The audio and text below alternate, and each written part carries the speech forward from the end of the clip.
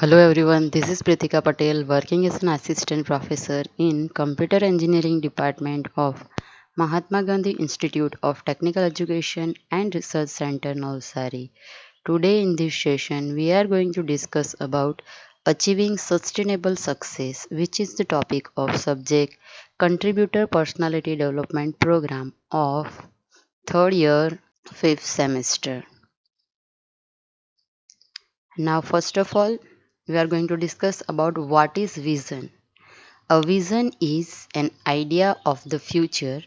It is an image, a strongly felt wish. When we say that a leader has vision, we refer to the ability to see the present and formulate a future that grows out of him and improve upon the present.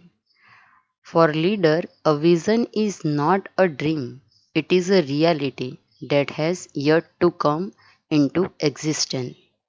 That means vision is nothing but reality that has not yet to come to existence.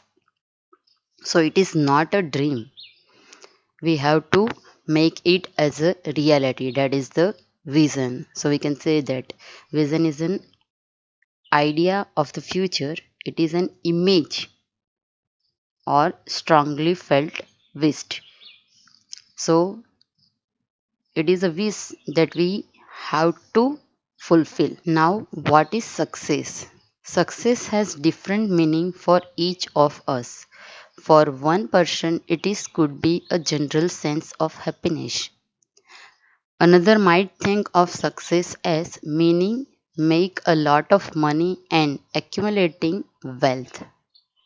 But actually, success means accomplishment or achievement of desired wish. So, basically, success is achievement of desired wish. Whatever wish we have do, we have to achieve this desired wish. That is the success. Any living and biosystem exists for a limited time span measured in terms of entry and exit. That is birth and death. Such entity passes through the three phases childhood, youth, and retired life until death. The lifespan of 40 years, 70 years, or 100 years is irrelevant in assessment of the contributory approach. It is not the longevity of life, but the quality of life which is relevant for the contributory approach. Swami Vivekananda and Bhagwan Swaminarayan lived for less than 50 years, but they have epoch making contribution which will last long in the human history. In the childhood, which gives mold to the way how to subsequent life will be lived. As per the biological conclusion, the mental growth occurs in the early childhood and the mental growth is highly related to the physical growth. People develop and use their physical power in sports and mental power in academic success. But if the sensitivity and emotions toward the agonies and unhappiness of the people is not developed, then material progress will not contribute to the welfare of the people and the society. The personal materialistic achievement are considered as external success while the development of helping qualities is considered as inner success. So here inner success is the excitement of overcoming challenges, stretching one's boundaries as a human being, building a new capability, and self confidence and self esteem. While external success is in the modern materialistic world, Majority of the people expect the materialistic happiness. They believe that the success of a person is reflected in the possession of the material resource and physical facilities like bungalows, car, latest amenities of life, etc. In the modern world, it is a rare event that a contributory person possesses such a physical facilities. In fact, such rich people grab the wealth through selfish approach and unethical static they apply while dealing with the people. Their such success is attributed as external success. So, in external success, awards, beating competition, financial incentive, promotions, all are included. Now, next is engine of success. Contributor have a deeper and wider definition of success than non-contributor. While non-contributor define success in terms of material success, achievement, external impact, etc. Contributors are able to deepen and widen this definition of success to include personal fulfillment, development of self esteem, ongoing development of personal capabilities. Now, understand this in another way. Everyone should take up his her own ideal and endeavor to accomplish it. That is a surer way of progress than making up others' ideals, which he or she can never hope to accomplish. For instance, we take a child and at once give him or her the task of walking 20 miles. Either the little one dies, or one in a thousand crawls the 20 miles to reach the end, exhausted and half dead. That is like what we generally try to do with the world. All the men and women in any society are not of the same mind, capacity, or of the same power to do things. They must have different ideals, and we have to right to sinner at any ideal. Let everyone do the best he can for releasing his own ideal. Nor is it right that I should be judged by your standard or you by mine. The apple tree should not be judged by the standard of the oak, nor the oak by that of the apple. To judge the apple tree, you must take the apple's standard and for the oak its own standard. So, power and things like that will come by themselves. Put yourself to work and you will find such tremendous power coming to you that you will feel it hard to bear. Even the least work done for others awaken the power within. Even thinking the least good of others gradually instills into heart the strength of a lion. Now, next is concept exploration. So, this is the first example. Here, contributor type and non contributor type, two persons are there. First one say that I want to become student of the year. Non contributor type personality consider personal achievement as success. Their prime motive is to keep other people behind and surpass them so that he can claim some prize, praise, medal, awards of credential. Such success is narrow success because a single person is satisfied and that too at the cost of class dissatisfaction to other person because the non-contributor type person has a selfish motive. rather than another person think that I want to become the student of the year. Plus, more important is that I will develop my personality, knowledge, and the ability to work harder.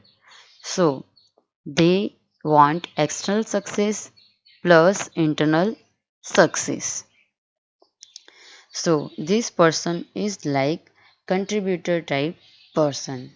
So, the contributory personality has a wider definition of success. They do not consider how to excel in respective field, but they extend their achievement for the benefits of other. So the prime motive is not to achievement but the contribution they can make towards the welfare of the other people. Now another example is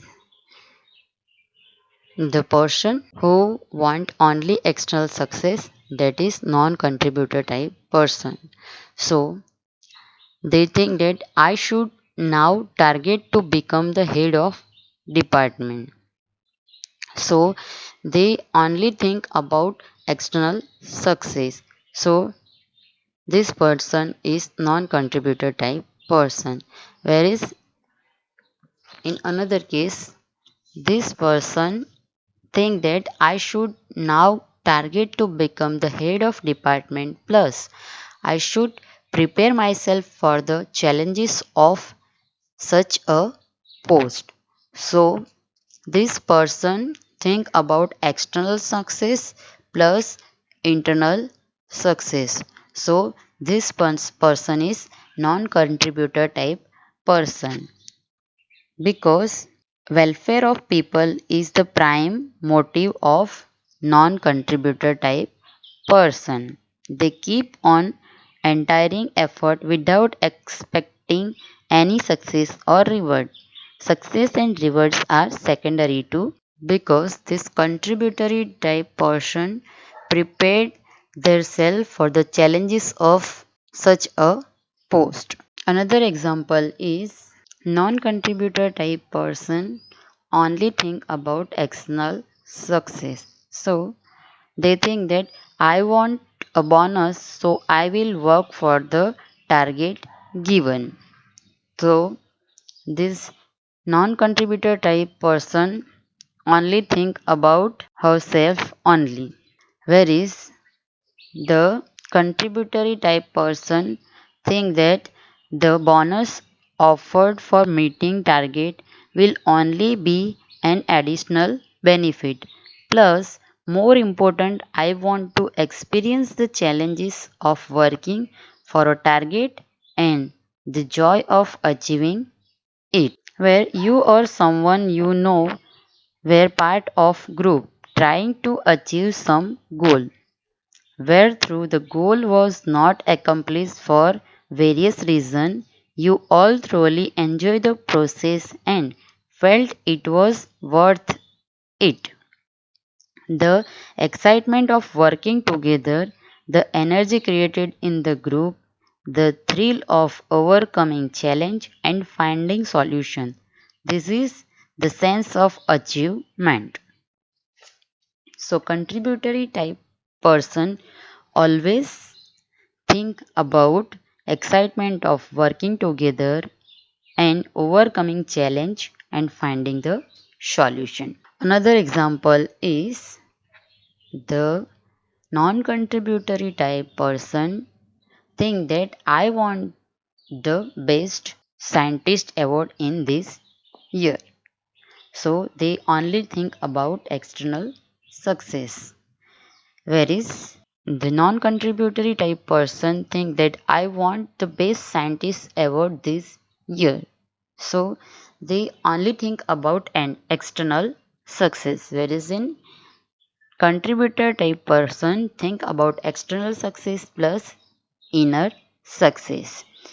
He think that if I get the best scientist award this year, it will be great. Plus, more important, I want to stretch the boundaries of my thinking and imagination and come up with new discovers in my field. There are many people whose entire life revolves around contributing in their work. However, they never seem tired of it. Their work seems fresh and challenging all the times because they are constantly stretching their own boundaries, their thinking, their imagination, and they excel more and more each time. They may or may not have received recognition and reward for it, but they do not chase those rewards. Their thrill comes from excelling themselves.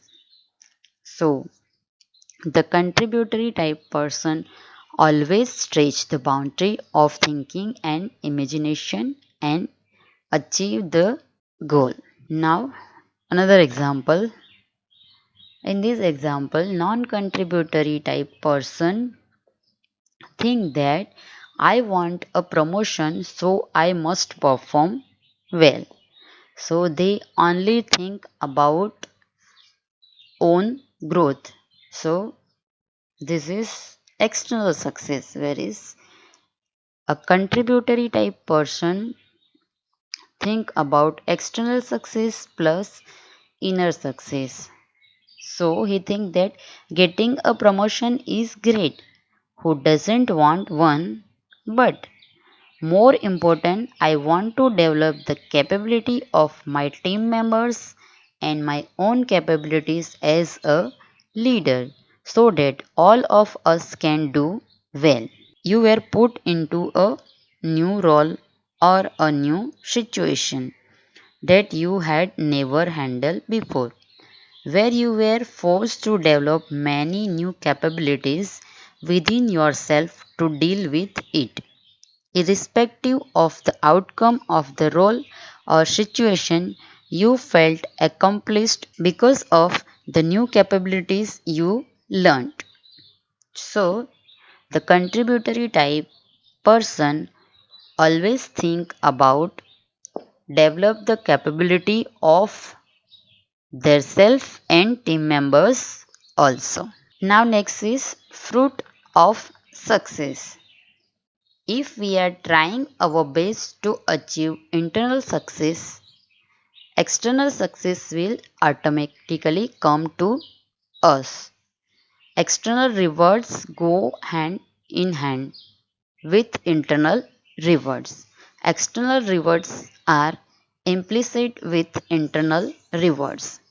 It is a type of rewards which a person aims for that which create difference between a contributor and a non-contributor. And if on the other side we are just trying to get only external success, then our growth rate will become very slow and will never reach to top position. Also, we will be surrounded by limitations which is formed by us only. Swami Vivekanand wanted each one of us to have a large vision of success so that we create material, intellectual, and spiritual success not only for ourselves but also for our fellow men and our whole country. As we all know that power and things like that will come by themselves. Put yourself to work and you will find such tremendous power coming to you that you will feel it hard to bear. Even the least work done for other awaken the power within. Even thinking the least good of others gradually instills into the heart of strength of a lion. There is a success and failure in every work, but I am inclined to believe that one who is a coward will be born after death as an insect or a worm, that there is no salvation for coward even after millions of years of penance. Well, shall I after all be born as a worm?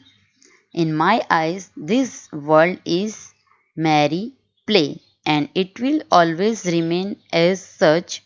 Should one spend 6 long months brooding over the questions of honor and disgrace, gain and loss pertaining to this?